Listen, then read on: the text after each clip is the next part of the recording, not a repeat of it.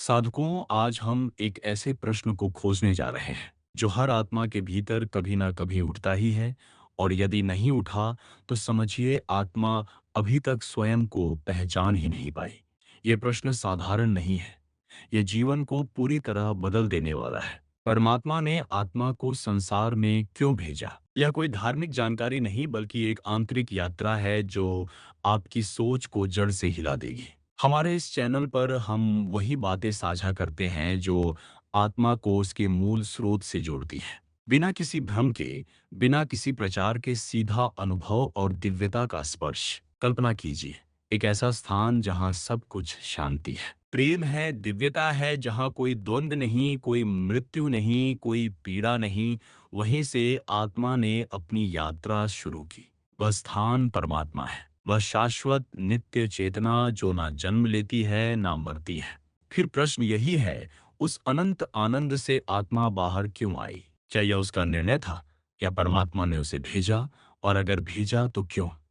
आचार्य ज्ञान प्रकाश जी ने एक बार कहा था, ईश्वर ने आत्मा को इसलिए प्रकट किया क्योंकि वह स्वयं को अनुभव करना चाहता था। परमात्मा पूर्ण है, लेकिन वह एकत्व में बंधा हुआ है। और जब पूर्णता को भी यह जिज्ञासा होती है कि मैं कौन हूँ, तो वह स्वयं को कई रूपों में विभाजित कर देता है। आत्मा उसी विभाजन का अंश है। वह एक लहर है उस अनंत महासागर की। परंतु जब वह लहर समुद्र से अलग होती है, तो उसे लगता है वह स्वतंत्र है। यही भ्रम, यही माया आत्मा की यात्रा का प्रारंभ है। आत्मा यह अनुभव करना चाहती है कि वह कौन है जब वह परमात्मा से अलग दिखाई देती है। वह स्वयं को जानना चाहती है, अनुभव के माध्यम से, पीड़ा के माध्यम से, प्रेम के माध्यम से। और संसार वह मंच बनता है जहां यह लीला खेली जाती है। आचार्य ज्ञान प्रकाश कहते हैं, संसार कोई दंड नहीं है, यह एक प्रयोगशाला है। आत्मा को यहाँ भेजा नहीं गया, बल्कि उसने स्वयं आने का संकल्प लिया, यह जानने की अनुभवों के माध्यम से मैं स्वयं को कितना पहचान पाती हूँ। लेकिन जैसे ही आत्मा संसार में प्रवेश करती है, वह शरीर, मन और अहंकार के जाल में उलझ जाती है। वह भूल जाती है कि वह अनंत है।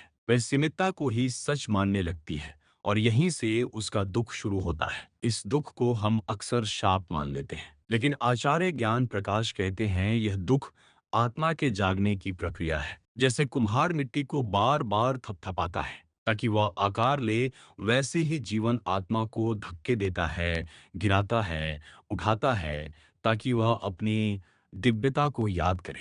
संसार का हर अनुभव, हर प्रेम, हर पीड़ा आत्मा को उसकी असलियत की ओर धकेलता है। आत्मा ईश्वर से आई है, यह एक तथ्य है। लेकिन ईश्वर ने उसे इसलिए बाहर नहीं भेजा कि वह दंड दे, बल्कि इसलिए कि आत्मा स्वयं यह अनुभव करे कि उसका असली सुख केवल ईश्वर में है। ये दुनिया वह आईना है जिसमें आत्मा बार बार देखती है, भटकती है, मोह में पड़ती है, और अंततः थक कर वापस उसी की ओर लौटती है जिससे वह आई थी।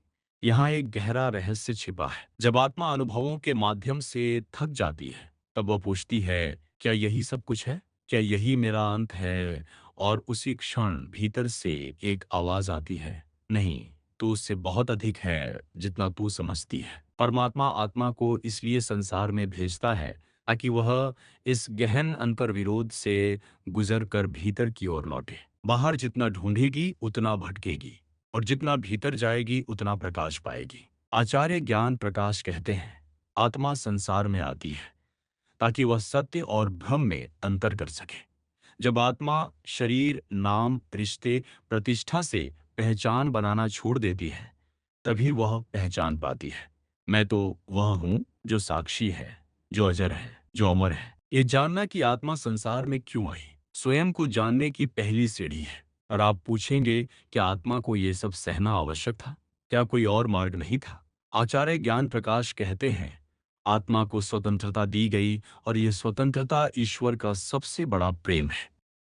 वह चाहता तो आत्मा को अपने में ही समाहित रखता, लेकिन फिर आत्मा अनुभव नहीं कर पाती, और बिना अनुभव के ज्ञान केवल शब्द होता है, सच्चा नहीं। संसार के इस रंगमंच में आत्मा कई बार जन्म लेती है, कई बार गिरती है, कई बार संभलती है, और हर बार कुछ सीख कर आगे बढ़ती है।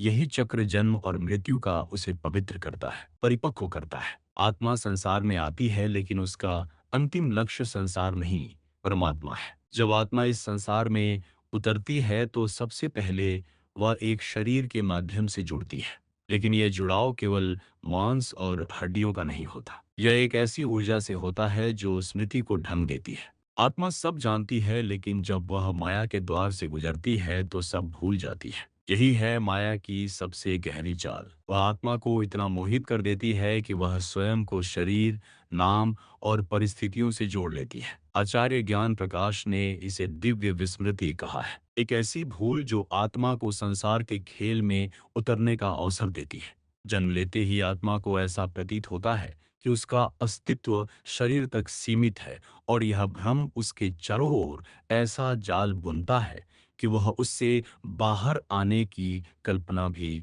नहीं कर पाती। लेकिन आत्मा के भीतर कहीं एक हल्की सी स्मृति बाकी रहती है, एक कंपन जो बार बार उसे संकेत देता है कि वह कुछ और है, कोई और है। शुरू में ये कंपन केवल एक बेचैनी होती है, कुछ अधूरा सा, कुछ तलाश करने जैसा। बच्चा खेलता है, हंसता है, रोता है, लेकिन उसके भीतर कोई ऐसा बिंदु होता है जो स्थिर नहीं होता। वह स्थिरता की तलाश में पड़ा होता है, लेकिन उस स्थिरता को बाहर की दुनिया में खोजता है, रिश्तों में, कामयाबी में, धन में, पहचान में। और यही वह जाल है जो माया धीरे धीरे बुनती है। तुम यह हो, तुम वह नहीं हो। आत्मा जब संसार में आती है तो वह सीधे उस भूल के गर्भ में प्रवेश करती है जिसे हम मैं कहते हैं। लेकिन यह मैं उसका वास्तविक स्वरूप नहीं होता, बल्कि एक आवरण होता है। यह आवरण उसे नियंत्रित करता है, उसकी दिशा तय करता है, और समय के साथ इतना मजबूत हो जाता है कि आत्मा उसे ही अपना सच मान बैठती है। यही वह क्षण है जहां से उसका संघर्ष शुरू होता है, बाहर की दुनिया के साथ और धीरे धीरे अपने ही भीतर के द्वंद्व के साथ। आचार्य ज्ञान प्रकाश जी कहते हैं, मनुष्य अपने मन से जितना जुड़ता जाता है, आत्मा उतनी ही गुम होती जाती है। और जैसे ही आत्मा को अपनी गुमशुदगी का बोध होता है, वह जागृति की ओर पहला कदम रखती है। यह जागृति अचानक नहीं होती, यह धीरे धीरे भीतर पनपती है। कभी किसी गहरे दुख से, कभी किसी अनमोल प्रेम से, कभी किसी मौन क्षण में, जब आत्मा सब कुछ होते हुए भी खाली महसूस करती है। ये खालीपन ही उस दिव्य संकेत का प्रारंभ होता है, जो आत्मा को यह याद दिलाने आता है कि वह संसार में रहने आई है, पर यहीं रुकने नहीं आई है। उसका लक्ष्य कुछ और है। वह वापस लौटने की ओर खींची जाती है। लेकिन यह खिंचाव भी सरल नहीं होता, क्योंकि माया आत्मा को बार बार लुभाती है, आकर्षित करती है। सुख के रूप में, सफलता के रूप में, भय के रूप में, हर उस चीज के रूप में जो आत्मा को अपनी गहराई से दूर कर दे। आत्मा तब भीतर से पुकार उठती है, मैं कौन हूं? और ये प्रश्न यदि एक बार भी सच्चे मन से उठ गया तो समझो यात्रा आरंभ हो चुकी है। ये कोई धार्मिक यात्रा नहीं, ये कोई कर्मकांड की प्रक्रिया नहीं, ये तो अपने मूल की ओर लौटने की यात्रा है। जब आत्मा पूछती है मैं कौन हूं, तो ये प्रश्न ही उस स्मृति का द्वार खोलता है जिसे माया ने ढक रखा था। आचार्य ज्ञान प्रकाश जी कहते हैं, जैसे जैसे आत्मा अपने भीतर उतरती है, वह देखती है कि उसने कितनी परतों को अपना सच मान लिया था, और इन परतों को हटाने की प्रक्रिया ही साधना है। अब सवाल आता है, क्या आत्मा खुद को इन परतों से मुक्त कर सकती है? उत्तर है हाँ, लेकिन यह तभी संभव है जब वह इस संसार को देखकर भ्रमित होने की जगह उसे जानने का माध्यम समझे। जब वह हर अनुभव को एक संदेश की तरह देखे, चाहे वो पीड़ा हो या सुख, संसार आत्मा को जो कुछ देता है वह एक दर्पण है, और हर दर्पण में वह खुद को पहचान सकती है। यदि वह सही दृष्टि से देखे, पर सही दृष्टि कहाँ से आए? यही प्रश्न उसे एक गुरु की ओर ले जाता है, एक ऐसा जीवित अनुभव जो उसे यह बताता है कि वह कोई खोई हुई चिंगारी नहीं, बल्कि परम प्रकाश की जीवित लहर है। जब आत्मा यह मानने लगती है कि उसका अस्तित्व केवल अनुभवों से नहीं, बल्कि अनुभूति से भी परे है, तब वह भीतर की ओर मुड़ने लगती है। और यही वह क्षण होता है जहां से आत्मा की वापसी की यात्रा शुरू होती है, अपने मूल की ओर, उस परम स्रोत की ओर जिससे वह निकली थी। अब अगला प्रश्न उभरता है, क्या आत्मा इस संसार में अकेली आई है, या कोई दिव्य योजना उसके साथ है? और यदि है तो वह योजना क्या है? आत्मा इस संसार में अकेली नहीं आई है। ये सत्य जितना साधारण लगता है उतना ही रहस्यमय भी है। जब परमात्मा ने आत्मा को माया की भूमि पर उतरने का अवसर दिया तो उसके साथ एक दिव्य बीज भी सौंपा। उस बीज को हम संकेत कह सकते हैं जिसे केवल ध्यान की आंख ही पहचान सकती है। ये संकेत आत्मा के भीतर बसा होता है और हर जन्म के साथ पुनः जीवित होने की प्रतीक्षा करता है। आचार्य ज्ञान प्रकाश कहते हैं, हर आत्मा के भीतर एक दिव्य योजना छिपी होती है जिसे वह स्वयं भी नहीं जानती, लेकिन उसका पूरा जीवन उसी योजना को पूरा करने में बीतता है। यह योजना ना तो किस्मत है,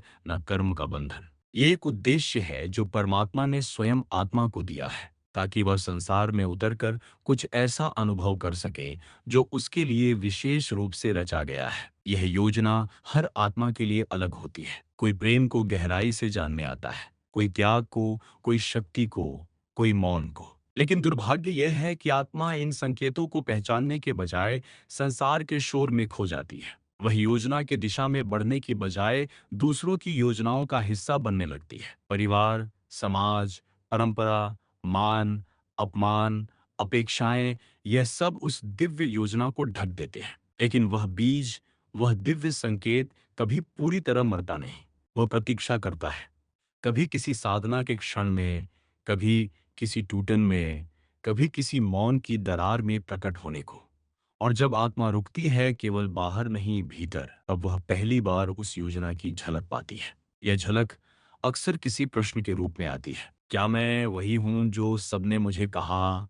या क्या इस जीवन का कोई उद्देश्य है जो इससे परे है, जो मैं देख पा रहा हूँ? और यही वह बिंदु है जहाँ से आत्मा वापस यात्रा पर निकलती है। भीतर की ओर, मौन की ओर, उस दिशा की ओर जहाँ से वह आई थी। आचार्य ज्ञान प्रकाश के शब्दों में, तुम्हारा उद्देश्य यहाँ केवल जीना नहीं है। तुम यहाँ हो ताकि तुम ईश्वर को अनुभव कर सको, उस रूप में जो तुम्हारे भीतर ही छिपा है। यह उद्देश्य ना तो पूजा में पूरा होता है, ना कर्मकांड में। यह तब पूरा होता है जब आत्मा अपने भीतर के मौन को सुनने लगती है। अब सवाल यह नहीं कि आत्मा क्यों आई, बल्कि यह कि वह उस योजना को कैसे पहचाने। इसका उत्तर है स्वजागरण। जब आत्मा स्वयं को संसार से अलग देखना शुरू करती है, तब वह धीरे धीरे समझने लगती है कि उसका अस्तित्व केवल शरीर और मन तक सीमित नहीं। वह चेतना की एक लहर है जो एक विशेष स्पंदन के साथ आई है, कुछ सीखने, कुछ देने और अंत में उस परम में विलीन होने। इस संसार में आत्मा का अनुभव एक अभिनय की तरह होता है, लेकिन उसकी पहचान उस अभिनेता से होती है जिसने यह अभिनय चुना है। जब आत्मा ये पहचान लेती है कि अभिनय उसका साधन है, ना कि उसका स्वभाव, तभी वह स्वतंत्र होती है। और यह स्वतंत्रता ही आत्मा की सबसे बड़ी विजय होती है। संसार एक विद्यालय है, लेकिन यह विद्यालय वही सिखाता है जो आत्मा सीखने को तैयार हो। परमात्मा जब आत्मा को भेजता है, तो वह उसे केवल एक रास्ता नहीं देता। वह उसे विकल्प देता है, चुनौती देता है और सबसे ऊपर स्वीकृति देता है कि वह चाहे तो लौट भी सकती है। पर क्या आत्मा लौटना चाहती है? क्या वह इस लीला से थक गई है? या अब भी वह माया के रंगों में उलझी है? यह प्रश्न आत्मा स्वयं से पूछती है। जब आत्मा संसार की हलचलों से थक जाती है, जब बाहरी उपलब्धियां और भीतर के खालीपन को भरने में असमर्थ हो जाती है, तब एक अदृश्य तड़प जन्म लेती है। एक ऐसी बेचैनी जो शब्दों से परे होती है। ये कोई साधारण उदासी नहीं होती, ये एक पुकार होती है, भीतर से आती हुई, शांत लेकिन गहन। आत्मा इस पुकार को अनदेखा नहीं कर सकती क्योंकि यह उसकी अपनी होती है।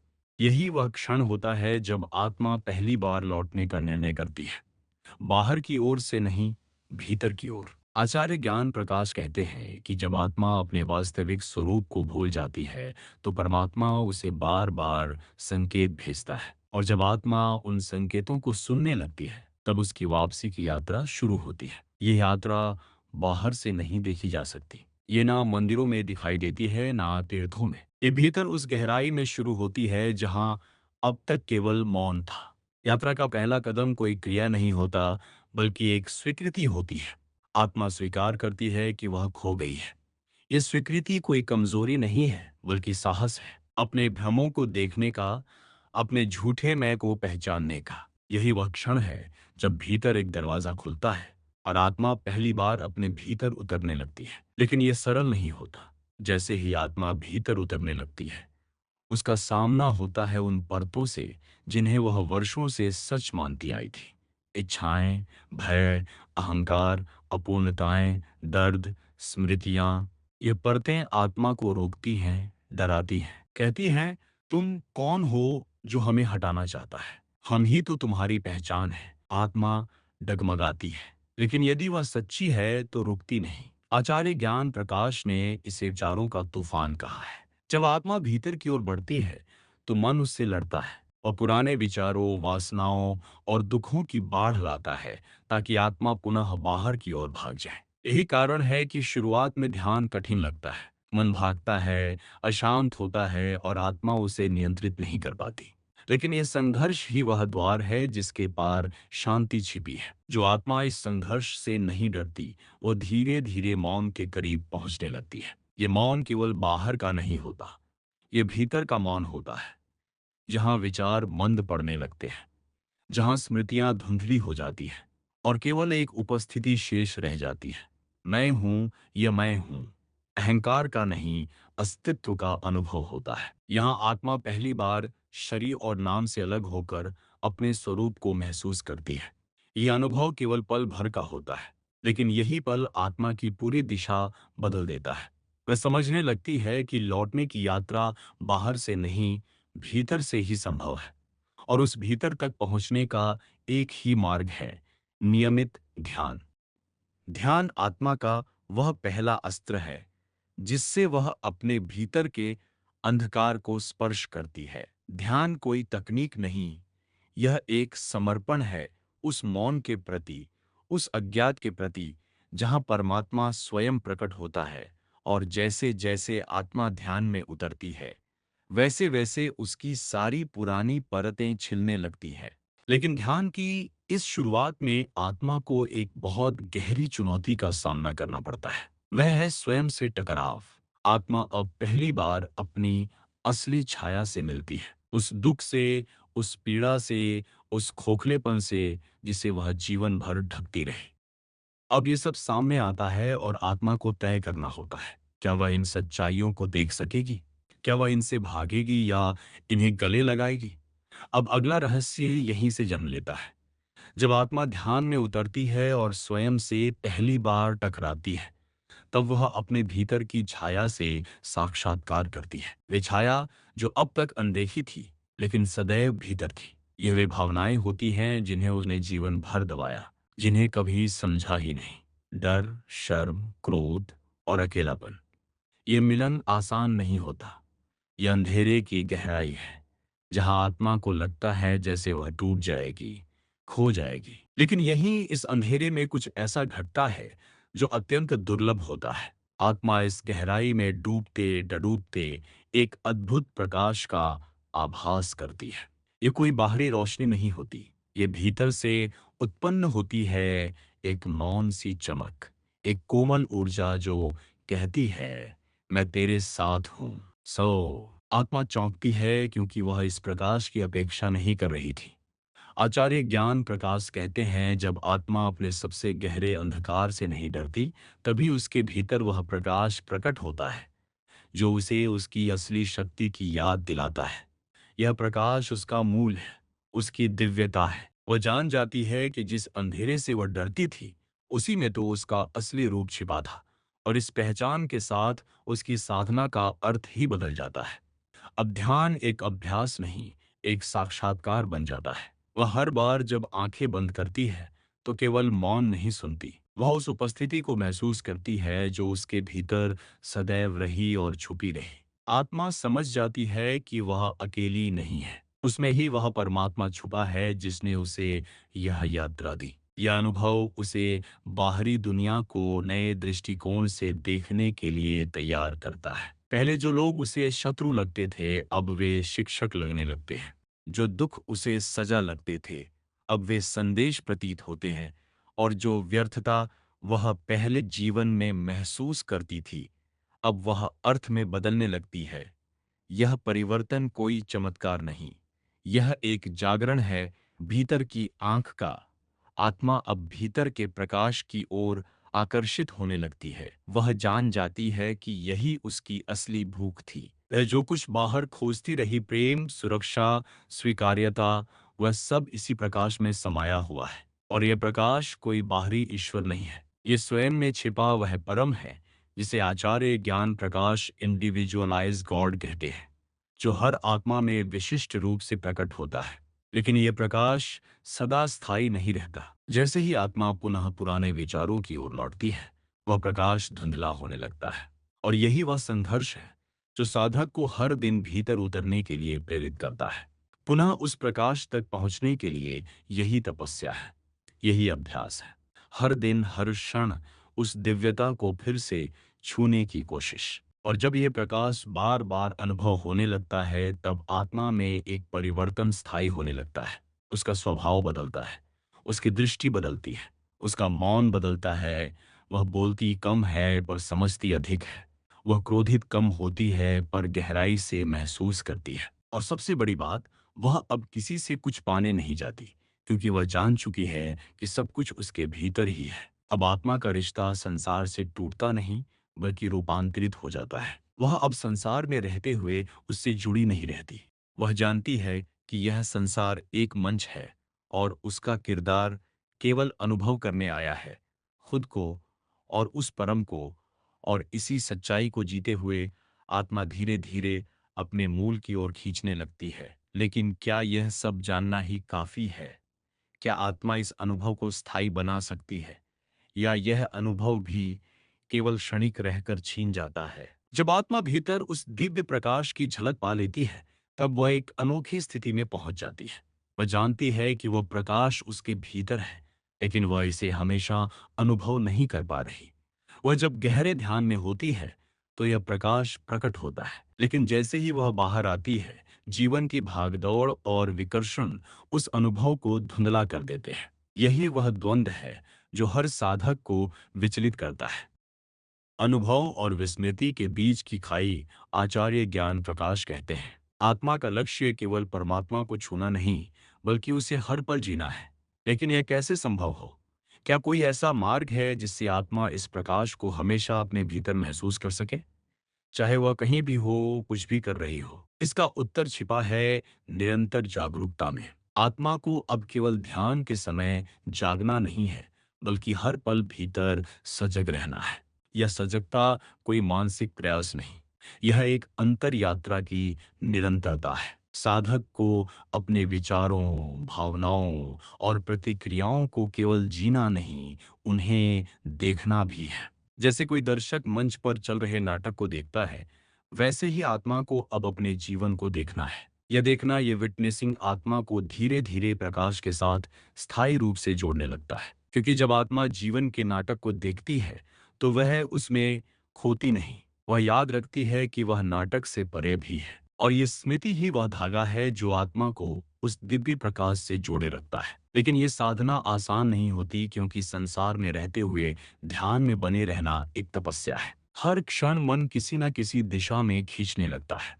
वासनाएं, इच्छाएं, स्मृतियां और भविष्य की कल्पनाएं, इन सब के बीच उस मौन को पकड़े रहना बहुत साहस मांगता है। यही कारण है कि आचार्य ज्ञान प्रकाश बार बार कहते हैं, अभ्यास वैराग्याभ्याम तन्निरोध, अर्थात अभ्यास और वैराग्य सबसे ज्यादा महत्वपूर्ण है। अभ्यास का अर्थ केवल ध्यान की क्रिया नहीं है। अभ्यास वह आंतरिक प्रयास है जो आत्मा हर क्षण करती है, अपनी चेतना को बाहर से भीतर खींचने का। और वैराग्य का अर्थ संसार से भागना नहीं, बल्कि संसार में रहते हुए उससे जुड़े ना रहना है। यह वैराग्य धीरे धीरे आत्मा को निर्भरता से स्वतंत्र करता है, और यही स्वतंत्रता उसे स्थिर प्रकाश का अनुभव देती है। आत्मा अब अनुभव करने लगती है कि जब वह भीतर स्थिर रहती है, तब संसार बदलता नहीं, लेकिन उसकी अनुभूति बदल जाती है। वही रिश्ते अब बोझ नहीं लगते, वही समस्याएं अब उसे विचलित नहीं करती। वह किसी भी परिस्थिति में रहकर भी भीतर शांत रह सकती है। यही वह स्थिति है जिसे आचार्य ज्ञान प्रकाश गॉड कांटेक्ट कहते हैं, परमात्मा के साथ निरंतर संपर्क की अवस्था। लेकिन इस अवस्था तक पहुंचने के लिए आत्मा को अपनी दैनिक जीवन शैली में भी परिवर्तन लाना होता है। उसे ध्यान के लिए एक निश्चित समय और स्थान चुनना होता है। उसे भोजन, विचार और संगति को शुद्ध करना होता है, क्योंकि यह सब उसके अंदर की ऊर्जा को प्रभावित करते हैं। और सबसे जरूरी, उसे अपने भीतर के संकल्प को हर दिन दोहराना होता है कि मैं उस परम से जुड़ने के लिए ही जीवित हूँ। जैसे जैसे ये अभ्यास गहराता है, आत्मा एक और नई अनुभूति से परिचित होती है। वह ये कि प्रकाश अब केवल भीतर नहीं, बाहर भी प्रतिबिंबित होने लगा है। वह हर चेहरे में वह दिव्यता देखने लगती है, हर ध्वनि में मौन को महसूस करती है और हर क्षण में ईश्वर की उपस्थिति को। यही वह रहस्य है जो ध्यान को एक अभ्यास से जीवन की दशा में बदल देता है। अब अगला रहस्य ये है कि जब आत्मा निरंतर परमात्मा के संपर्क में रहती है, तब क्या वह भी उस परम की शक्तियों को प्रकट करने लगती है? क्या वह केवल अनुभव करती है या बदलने भी लगती है? जब आत्मा भीतर उस दिव्य संपर्क को निरंतर बनाए रखने लगती है, तब एक अदृश्य परिवर्तन शुरू हो जाता है। ये परिवर्तन बाहरी नहीं होता, लेकिन उसके व्यवहार, विचार और उपस्थिति में धीरे धीरे प्रकट होने लगता है। वह अब केवल परमात्मा को अनुभव नहीं करती, वह उस परम का माध्यम बनने लगती है। अब उसकी चेतना, उसकी ऊर्जा और उसकी वाणी, सब में ईश्वरीय स्पंदन आने लगता है। आचार्य ज्ञान प्रकाश कहते हैं, जब आत्मा उस परम के साथ एकत्व में स्थित हो जाती है, तब वह केवल एक साधक नहीं रहती, वह उस दिव्यता की जीवित अभिव्यक्ति बन जाती है। इस अवस्था में आत्मा कोई विशेष प्रयास नहीं करती। उसके मौन में शक्ति होती है, उसकी उपस्थिति में परिवर्तन होता है। जैसे कोई सुगंध किसी फूल के होने मात्र से फैलती है, वैसे ही यह आत्मा अब संसार में दिव्यता को फैला रही होती है। यह शक्ति कोई चमत्कारिक शक्ति नहीं होती, यह चेतना की शक्ति होती है। अब आत्मा का मन शुद्ध और एकाग्र हो चुका होता है, इसलिए उसका संकल्प भी अत्यंत प्रभावशाली हो जाता है। जब वह प्रेम करती है तो वह प्रेम केवल भाव नहीं रहता, वह उपचार बन जाता है। जब वह किसी के लिए प्रार्थना करती है तो उसमें केवल शब्द नहीं, आत्मा की शक्ति जुड़ जाती है। और जब वह मौन होती है तो वह मौन भी संदेश बन जाता है। ऐसी आत्मा अब दूसरों के जीवन में भी प्रकाश जलाने लगती है, बिना किसी उपदेश के। वह अपने अनुभवों को बांटती नहीं, बल्कि जीती है। लोग उसके समीप आकर शांति महसूस करते हैं, क्योंकि वह अब स्वयं शांति बन चुकी होती है। वह ना किसी को बदलने की कोशिश करती है, ना किसी को सिखाने की। वह केवल होती है और यही उसकी सबसे बड़ी शक्ति होती है। लेकिन यह अवस्था भी साधना से मिली होती है। यह कोई उपहार नहीं, बल्कि तपस्या का परिणाम होती है। वह आत्मा जिसने अंधकार में उतरने का साहस किया, जिसने अपने भय, वासनाओं और दुखों का सामना किया, जिसने भीतर की चुप्पी में उस एक रोशनी को पहचाना, वही आत्मा अब उस रोशनी को जीवन बना चुकी होती है। आचार्य ज्ञान प्रकाश इस अवस्था को गॉड रियलाइज्ड सोल कहते हैं। ऐसी आत्मा जो परम को केवल जानती नहीं, जीती है। और यह जीना उसे अलौकिक बना देता है। लेकिन वह फिर भी अत्यंत सामान्य दिखती है। वह रोटी बनाती है, पानी भरती है, लोगों से बात करती है, लेकिन भीतर वह हर क्षण परम से जुड़ी रहती है। यह दोहरी स्थिति ही उसकी विशेषता होती है। बाहर से साधारण, भीतर से दिव्य। ऐसी आत्मा का जीवन अब सेवा बन जाता है। वो केवल अपने लिए नहीं जीती, अब उसमें वह प्रेम जाग चुका होता है जो शर्तों से परे होता है, जो सब में ईश्वर को देखता है। वह दूसरों की पीड़ा को अपनी पीड़ा की तरह अनुभव करती है और उसमें से गुजरते हुए उन्हें भी रास्ता दिखाती है, बिना उपदेश, बिना प्रचार। लेकिन यह सेवा भी बिना अहंकार के होती है, क्योंकि अब वह जान चुकी है कि वह कुछ नहीं कर रही, सब कुछ तो उसी परम के द्वारा हो रहा है। वह केवल एक माध्यम है। और यही वह अंतिम विनम्रता है, जहां आत्मा अब ईश्वर की इच्छा में पूरी तरह विलीन हो चुकी होती है। अब अगला प्रश्न यही जन्म लेता है, जब आत्मा इस विलय की स्थिति में पहुंचती है, तो क्या उसका अस्तित्व बचता है? क्या अब आत्मा और परमात्मा अलग अलग रहते हैं या एक हो जाते हैं? जब आत्मा उस स्थिति में पहुंच जाती है जहां वह केवल परमात्मा को अनुभव नहीं करती, बल्कि उसकी इच्छा में पूरी तरह विलीन हो जाती है, तब एक अद्भुत घटना घटती है। आत्मा का मैं जो अब तक साधक अनुभव करता और प्रश्न करता था, धीरे धीरे मौन हो जाता है। अब उसे उत्तरों की आवश्यकता नहीं होती, क्योंकि उसे प्रश्न पूछने वाला ही दिखाई नहीं देता। आचार्य ज्ञान प्रकाश इस अवस्था को पूर्ण समर्पण कहते हैं। लेकिन यह समर्पण कोई बाहरी क्रिया नहीं होती। यह आंतरिक अस्तित्व का एक विलयन होता है। अब आत्मा यह अनुभव नहीं करती कि मैं परमात्मा से जुड़ा हूं, बल्कि वह अनुभव करती है कि मैं ही परमात्मा हूं। ये कोई अहंकार नहीं होता, बल्कि अहंकार के पूर्ण अंत के बाद आने वाली मौन पहचान होती है। यहाँ वह चेतना स्थिर हो जाती है और परम के साथ उसका संबंध अब संबंध नहीं, पहचान बन जाता है। यह वही क्षण होता है जिसे संतों ने अहम ब्रह्मास्मि कहा, मैं ही वह हूं। यह कोई विचार नहीं, यह एक जीवित अनुभव होता है जहां आत्मा को लगता है कि अब देखने वाला, देखा जाने वाला और देखने की प्रक्रिया सब कुछ एक हो गया है। इस अनुभव में आत्मा पिघलती है। जैसे बर्फ पिघलकर समुद्र में विलीन हो जाती है, वैसे ही आत्मा अब उस परम सागर में समा जाती है। वह कोई सीमित सत्ता नहीं रह जाती। अब उसमें कोई आकांक्षा नहीं, कोई भय नहीं, कोई उद्देश्य नहीं, बस होना है, और यह होना ही उसकी पूर्णता है। ऐसी अवस्था में साधक अब कुछ प्राप्त नहीं करता, वह केवल प्रकाश बन जाता है। उसकी उपस्थिति अब किसी प्रयास से नहीं, स्वाभाविक रूप से जागृति लाती है।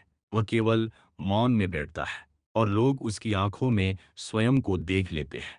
वह कुछ कहता नहीं, फिर भी हजारों आत्माएं उसके मौन में उत्तर पा लेती है। लेकिन यह अवस्था अंत नहीं है, यह आत्मा की अंतिम उड़ान की शुरुआत है।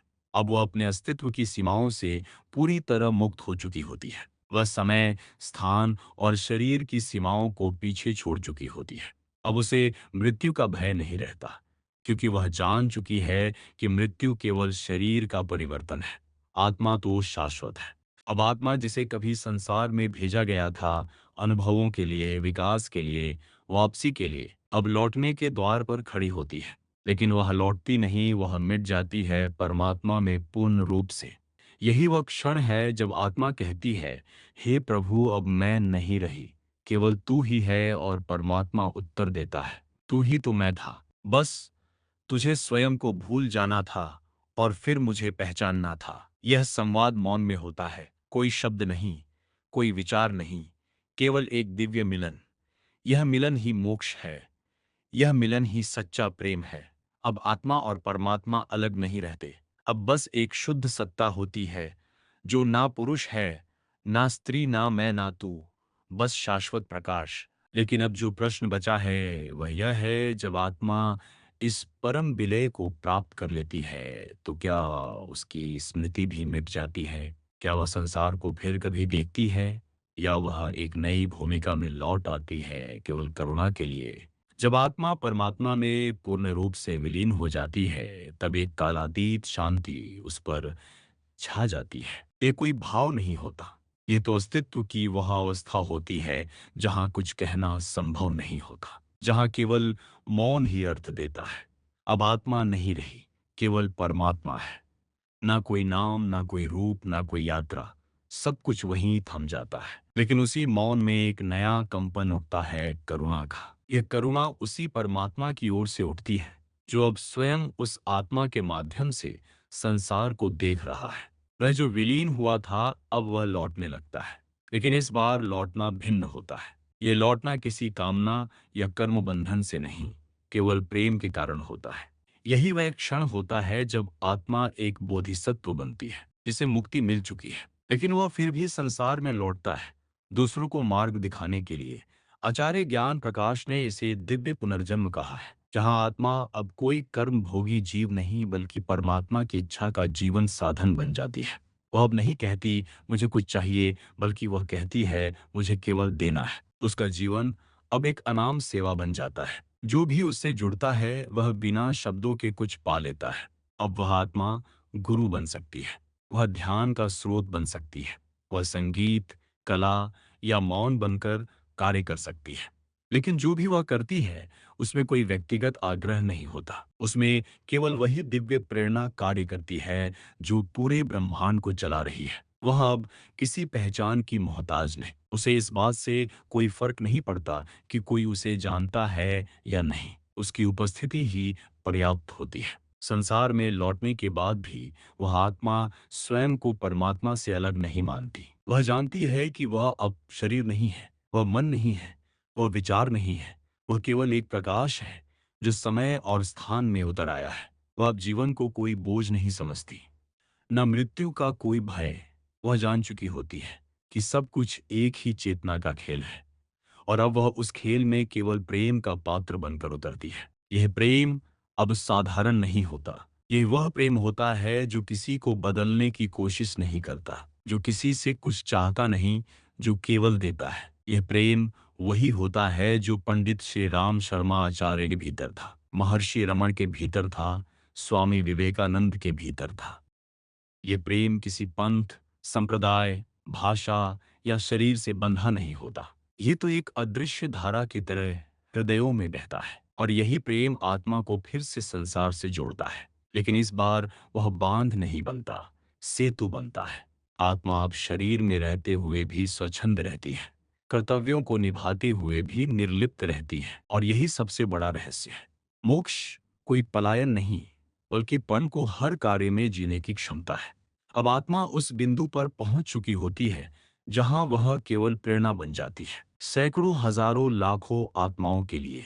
वह उनका मार्गदर्शक नहीं, उनका दर्पण बनती है। वह बातें नहीं, बस मौजूद रहती है, और लोग उसकी मौन उपस्थिति में स्वयं को पहचानने लगते हैं। लेकिन अब एक अंतिम प्रश्न रह जाता है। जब आत्मा इस प्रेम और करुणा के साथ संसार में लौटती है, तब क्या वह स्वयं को कभी भूलती नहीं? क्या वह इस प्रेम में भी अपने मूल्य केंद्र परमात्मा से जुड़ी रह सकती है? अब आत्मा संसार में लौट चुकी है, लेकिन यह लौटना पहले जैसा नहीं है। अब वह केवल एक साधारण आत्मा नहीं, बल्कि एक ऐसी ज्वाला है जो ईश्वर की रोशनी में नहाई हुई है। वह सांसारिक कार्यों को भी उसी दिव्य दृष्टि से देखती है, जैसे महर्षि रमन ने देखा। एक मांसपिंड में बसी हुई चेतना जो हर पल परम के साथ संवाद कर सकती है। वह अब भोजन करती है, बोलती है, मुस्कुराती है, लेकिन भीतर एक निर्विकारी नाद चलता रहता है, जो कभी नहीं रुकता। यहाँ आत्मा एक विशेष अभ्यास करती है, हर सांस में परमात्मा को महसूस करना। वह ध्यान में बैठती है, लेकिन अब ध्यान करना कोई अलग कार्य नहीं है, हर क्रिया ही ध्यान बन जाती है। वह बोलती है, लेकिन शब्दों से अधिक मौन में संदेश भेजती है।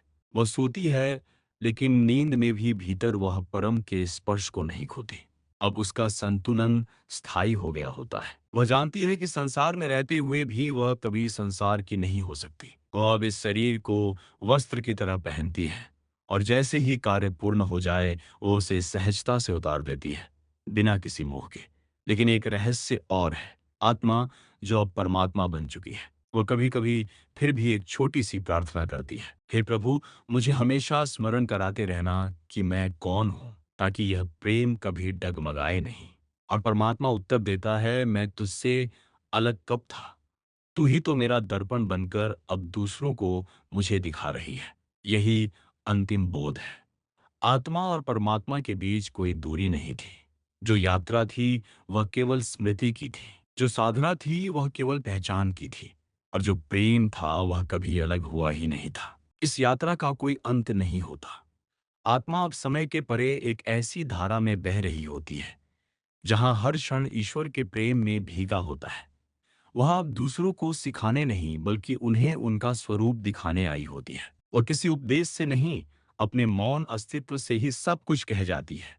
और यही वह परम उद्देश्य है जिसे जानकर जीवन बदल सकता है। अब आप केवल एक शरीर नहीं है, आप एक दिव्य यात्रा है, जो उसी स्रोत से आई है और उसी में लौटनी है। अगर इस रहस्य ने आपके भीतर कोई हलचल जगाई हो, अगर आपको ऐसा महसूस हो कि यह जानकारी आपके हृदय के किसी कोने को छू गई है, तो यह कोई संयोग नहीं है। यह वही स्मरण है जो आत्मा को उसकी जड़ों की ओर खींच रहा है। हमारा यह चैनल ध्यान, योग, साधना, इसी दिव्य स्मरण का माध्यम है। यहाँ आपको मिलती है वही गढ़, रहस्यमयी और उच्च गुणवत्ता वाली जानकारी, जो केवल पढ़ने या सुनने के लिए नहीं, जीने के लिए होती है। नमो नमः।